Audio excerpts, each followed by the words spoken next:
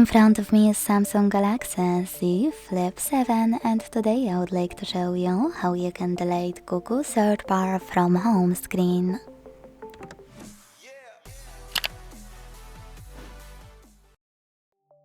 All you need to do is holding your search bar and waiting for the pop-up to show. When it does, hit remove. So when I do that, as you can see, my search bar was successfully deleted. If you want to restore it, you can pinch your device's display, like that, to access all of those options most people missed. Now hit Widgets at the bottom between Themes and Settings. Scroll to find Google app and click on it. Scroll again to tap on search bar. Select Add.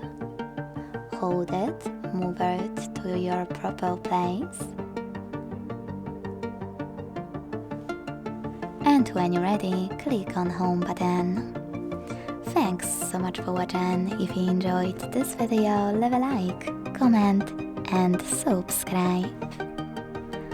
Bye!